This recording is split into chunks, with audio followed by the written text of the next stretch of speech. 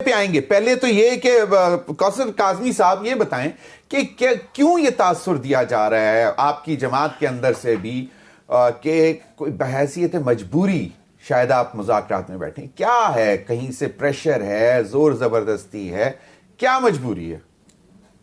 بسم اللہ الرحمن الرحیم. رب صلی علی محمد وآل محمد. ضمیر صاحب، ابھی آپ نے گفتگو سن لی. تحریک انتشار یہ تاثر دینا چاہتی ہے اپنے جو ان کے جو ووٹرز ہیں ان کو، کہ ہم یہ جو مذاکرات کر رہے ہیں جن کے حوالے سے ہم کبھی بات کرتے تھے کہ یہ ساتھ بیٹھنے کے قابل بھی نہیں ہے، تو اس کے پیچھے وجوہات دے رہے ہیں، ساتھ بہانے اور ہیلے پیش کیے جا رہے ہیں تاکہ وہ سیگمنٹ ان کا جو ہے وہ برقرار رہے کسی طریقے سے.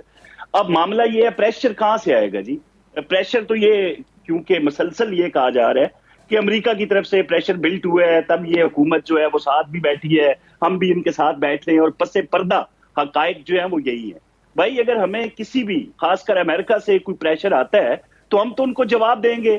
بھائی آپ جن کو سیاسی کیسز کہہ رہے ہیں اور تحریک انتشار جن کو بار بار سیاسی نوعیت کے کیسز کہہ رہی ہے، وہ 190 ملین پاؤنڈز آپ کے بھائی برطانیہ نے پاکستان کی امانت سمجھ کے بھیجا تھا، اور آپ کے جو آنکھوں کے تارے ہیں، دلارے ہیں، دل کے پیارے ہیں، اور ہر بات پر جو آپ کے سر تسلیم میں خم کرنے والے عمران خان ہیں، انہوں نے اسی وصول کنندہ کے حوالے کر دیا اور اس کے عوض 400-500 کنال زمین لے لی. تو ہر چیز کا جواب ہمارے پاس موجود ہے.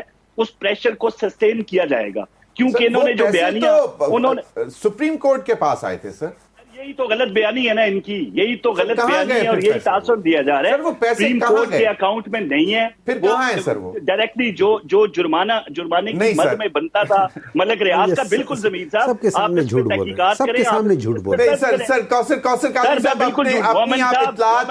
سب کے سامنے جھوٹ بولا ہے. نہیں کوثر کاظمی صاحب، نہیں کوثر کاظمی صاحب دیکھیں، کوثر کاظمی صاحب ایک چیز صرف میں ایک ریکویسٹ کر دوں. کرتے ہیں آپ بندے کو جھوٹا کہہ دیتے ہیں. نہیں وہ آپ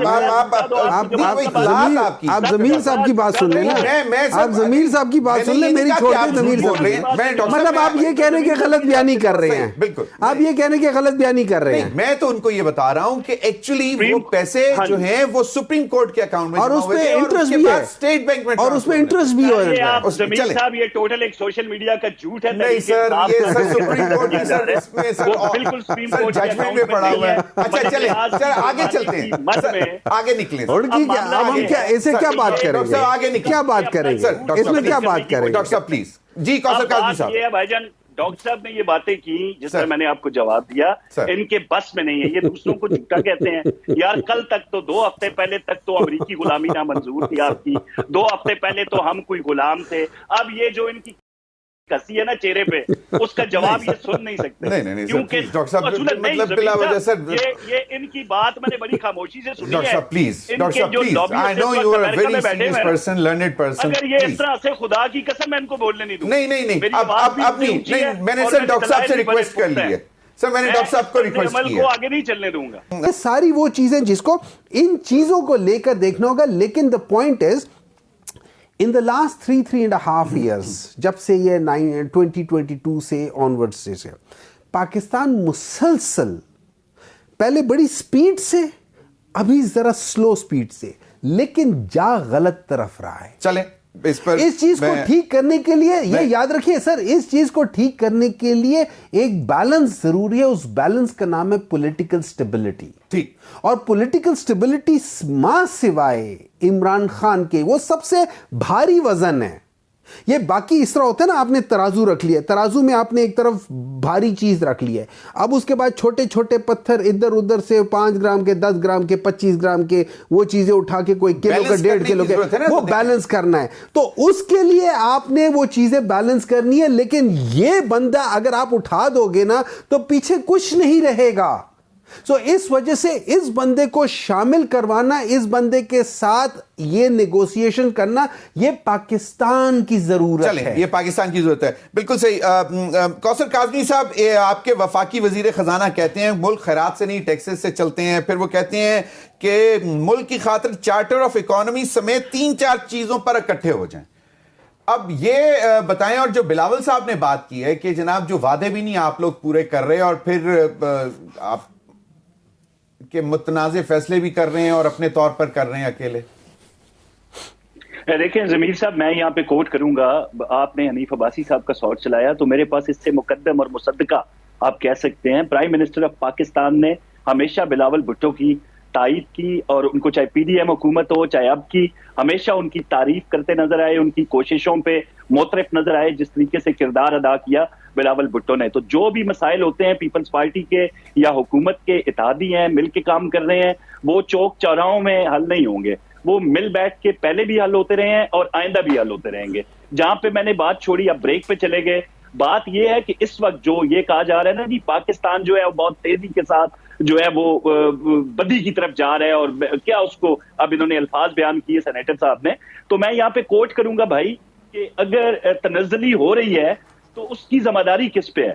ہم تو بارہا یہ کہتے ہیں کہ پہلے جو لوگ پاکستان میں بیٹھے ہوئے تھے اور کے پی حکومت کے پے رول پہ کام کر کے ایک قسم کی غلط خبریں اور جھوٹ کا بازار گرم تھا، وہ یہاں سے ہجرت کر کے امریکہ بیٹھ گئے ہیں۔ اب وہاں پہ یہ کوشش ہو رہی ہے کہ پاکستان، ریاست پاکستان کی آئندہ آنے والی جو امریکن گورنمنٹ ہے اس کے درمیان اختلاف پیدا کیے جائیں۔ جو بھی بیانات ہوتے ہیں، اب ہم یہی تو کہتے ہیں بھائی، ہنسی تو ہمیں آنی چاہیے، جو سینیٹر صاحب پہلے ہنس رہے تھے بھائی، جن کو آپ کہہ رہے تھے کہ ہم نے ان کی غلامی سے نجات پانی ہے، ہم نے کسی صورت نہیں بیٹھنا، ایبسلیوٹلی ناٹ ہے، اب ان سے آپ موجودہ حکمرانوں کو ڈرانے کی کوشش میں ہیں۔ جب بھی کوئی بات ہوتی ہے آپ ان کو شکایت لگاتے ہیں، آپ ان کو کہتے ہیں کہ فلاں بندہ آپ کے حوالے سے یہ کہہ رہے ہیں۔ حیرت تو اس بات پہ ہے کہ جس کو آپ امت مسلمہ کا بڑا لیڈر کہتے تھے، اس کے لیے تو نہ سعودیہ سے، نہ قطر سے، نہ ایران سے، نہ عراق سے، نہ لیبیا سے، نہ کسی اور مسلم ممالک سے کوئی پریشر آ رہا ہے ریاست پاکستان کے اوپر۔ پریشر آ رہا ہے تو اسرائیلی نواز اور بھارت نواز لوگوں کی طرف سے، وہ جو لابیسٹ فرم جن پہ خاصا پیسہ لگا ہوا ہے، ان کے پریشر میں آ کے ٹویٹس کرائے جا رہے ہیں، اور پریشر انہی طاقتوں سے آ رہا ہے، انہی طاقتوں سے وہ دباؤ آ رہا ہے جو ہمیشہ پاکستان کے ایٹمی، ابھی آپ نے بلاول بھٹو کا جو چلایا نا، اس کو آپ سنجیدہ لیں گے کہ نشانہ جو ہے وہ ایٹمی پاکستان اور بہانہ عمران خان ہے، اس میں تو کوئی دوسری رائے نہیں ہے بھائی۔ یہ حسن اتفاق ہے کہ جب بھی کوئی بندہ عمران خان کے حوالے سے فورن میڈیا پہ بات کرتا ہے، پہلے ہمارے ایٹمی اثاثوں کے خلاف بات کرتا ہے، پھر عمران خان کے گیت گاتا ہے، تو یہ سمجھنا پڑے گا کہ یہ شخص ان کے لیے اتنا اہم کیوں ہو چکا، جس کو سیاسی نہیں اس کے جرائم کی پاداش میں اندر بند کیا ہوا ہے۔ تو اس کے جرائم کی ایک لمبی فہرست ہے جس کے تمام تر شواہد ریاست مزید بھی اس پہ بات کرتے ہیں۔ بالکل سر، آپ نے ابھی ضمیر صاحب آپ نے بھی سوال کیا ہے ایٹمی اثاثوں کا، وہ ان کو اجازت نہیں ہے اس پہ کامنٹ کرنے کی، یہ بالکل نہیں مذمت کریں گے۔ جن جن افراد نے اب تک پاکستان کے ایٹمی اثاثوں پہ اپنی باتوں سے، اپنے عمل سے جس نے بھی ضرب لگائی ہے، آپ ذرا ان کو کہیں نا ذرا نام لے کے، سب سے پہلے اس دن جو بانی تحریک انتشار کے حق میں بولے ہیں رچرڈ گرینل، ان کا نام لے کے کہہ دیں کہ سر چھوڑیں سر، وہ تو سر ابھی کچھ بھی نہیں ہے نا۔ میں اگلے روز آپ کے ہی ایک سینئر پولیٹیشین وہ کہہ رہے تھے کہ جی اس کا تو نام بھی نہیں لینا چاہیے، تو چھوڑیں اس کا، اس طرف کیا جانا۔ جو ان کا بھائی، اگر ہر شکایت یہ لگا سکتے ہیں، اس کو ہر بندے کو ٹیگ کر سکتے ہیں، اس نے یہی کہا تھا کہ جو آئندہ حکومت آئے گی اس میں جو دیکھ رہے ہوں گے ہمارے خطے کو، وہ ان سے کہیں گے کہ پاکستان کا جو ایٹمی پروگرام ہے اس کے اوپر وہ نظر ثانی کریں، بولیں، کامنٹ کریں، تحقیق کریں۔ یہ مطالبہ کر رہے تھے رچرڈ گرینل صاحب آپ کے سے۔ بالکل صحیح، آپ کا جواب آ گیا۔ مجھے اجازت دیجیے، میں